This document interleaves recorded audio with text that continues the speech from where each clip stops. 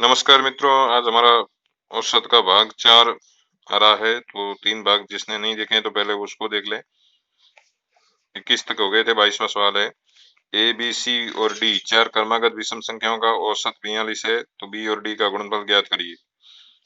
औसत 42 है, जो सम संख्या है, विषम नहीं है, चार क्रमागत संख्या है, तो 42 से दो इधर आपको लिख देनी है, दो इधर लिख देनी है। क्रमागत संख्या होती है तो औसत हमेशा उसका मध्य संख्या होती है, ये आपको यहाँ ध्यान रखना है। इसलिए ये मध्य संख्या हो जाएगी, इससे दो इधर आ जाएगी, दो इधर आ जाएगी। फिर ये 39, ये ए है, ये बी 41, सी 43 और डी 45। फिर बी और डी का गुणनफल पूछा है, तो बी का मान 41 है, डी का मान 45 है। इन दोनों का आपको गुणा कर लेना, उत्तर आ जाएगा। ये यहाँ से करना है।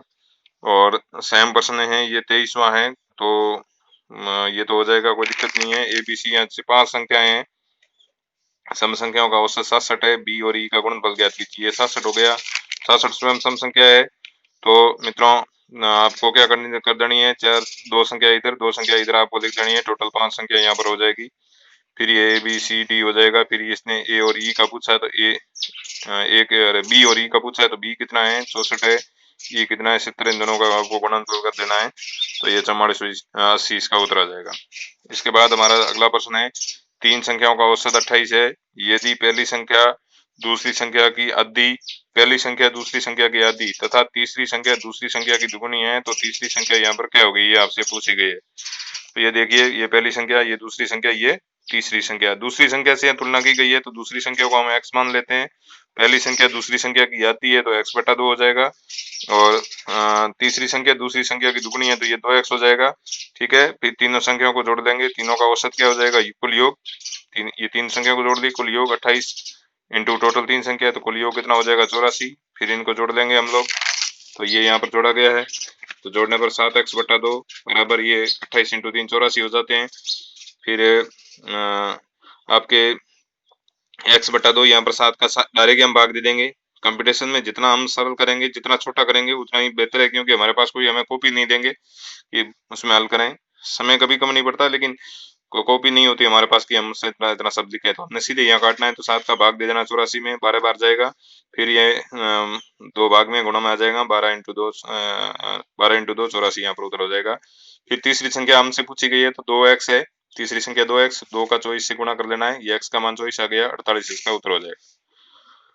फिर हमारा अगला प्रश्न है, पांच संख्याओं का योग 240 है, इनमें से दो संख्याओं का औसत 30 है तथा अंतिम दो, इनमें से पहली दो का औसत 30 है और अंतिम दो का औसत 70 है, तो तीसरी संख्या क्या होगी। ऐसा प्रश्न हम पहले कर चुके हैं, तो इस पर हम ज्यादा समय नहीं लगाएंगे, सीधा ट्रिक्स वाला ही देखेंगे। तीसरी संख्या बराबर पांच संख्याओं का कुल योग कितना है, 270 माइनस दो संख्याओं का, पहली दो का योग कितना हो जाएगा, 2 इंटू 30, अंतिम दो का योग कितना हो जाएगा, 2 इंटू 70। ठीक है, ये जोड़ लेंगे 200 हो जाएगा, ये 240 से घटा देंगे 40, इसका उत्तर आ जाएगा। ठीक है, चलिए उसके बाद अगला प्रश्न है हमारा 26वां। दो संख्याओं ए और बी का औसत 20, बी और सी का औसत 19 तथा सी और ए का औसत 21 है, तो ए का मान यहाँ पर क्या होगा। देखिए बहुत सिंपल है, ए और ए प्लस बी, इन दोनों का योग क्या होगा, तो 2 इंटू 20, दो संख्याएं हैं और इनका औसत 20 है, गुणा कर देंगे 40 हो जाएगा। बी प्लस सी कितना हो जाएगा, बी और सी का औसत 19, 2 से गुणा करेंगे, ये दो संख्या है 38, सी और ए कितना हो जाएगा, दोनों 21 से गुणा कर दीजिए 42। फिर इन सबको क्या कर देना है, जोड़ लेना है। तो यहाँ ए कितनी बार आए हैं, दो बार, दो बार, बी भी दो बार, सी भी दो बार आए हैं, तो इन जोड़ लेना है। इधर वाली इन संख्याओं को भी जोड़ लेना, ये हो जाएगा। यहाँ सब में क्या आ रहा है, दो कॉमन आ रहा है, दो कॉमन लेकर के 120 में भाग देंगे, क्योंकि ये पक्षांतर करेंगे तो। ठीक है, तो ये 120 में हम दो का भाग देंगे, तो 60 यहाँ पर आ जाएगा। फिर यहाँ देखिए, ए और बी प्लस सी को हम कोष्टक में लिख देते हैं बराबर 60। बी प्लस सी का मान कितना है, यहाँ पर देख लीजिए, बी प्लस सी का मान 38 है, तो यहाँ पर बी प्लस सी की जगह आपको क्या लिख देना है, 38 लिख देना। तो ये 38 हो जाएगा बराबर 60, ए बराबर 60 में से ये 38 माइनस हो जाएगा, तो कितना आ जाएगा, 22, ये इसका उत्तर हो जाएगा। सिंपल है बहुत ही, यहाँ कुछ हार्ड है नहीं। उसके बाद ये आर एस अग्रवाल के प्रश्न सीटी मैंने यहाँ पर हल करने शुरू कर। 29वां सवाल आप यहाँ पर देखिए, 120 छात्रों का औसत प्राप्तांक 35 था, यदि उत्तीर्ण हुए छात्रों का औसत प्राप्तांक 39 था, अनुत्तीर्ण हुए छात्रों का औसत प्राप्तांक 15 हो, तो कितने छात्र उत्तीर्ण हुए, ये यहाँ पर पूछा गया। इसका हल देखना है। देखिए, उत्तीर्ण कितने हुए, 39, अनुत्तीर्ण कितने हुए, 15, और कुल औसत कितना है इनका, 35। 120 छात्रों का कुल औसत कितना है 35। अब इसको हम मिश्रण तरीके से करेंगे, 39 में से 35 घटाएंगे तो यहाँ पर आपके आ जाएगा 4, ठीक है। और 35 में से 15 घटाएंगे तो कितना आ जाएगा 20। ये हमेशा प्लस में करना है, ऐसे नहीं कि 15 में से 35 घटा दो, ये हमेशा प्लस में आने चाहिए। फिर इसको हमें अनुपात में लिखना है तो 20:4, 5 से सरल करने पर 5:1।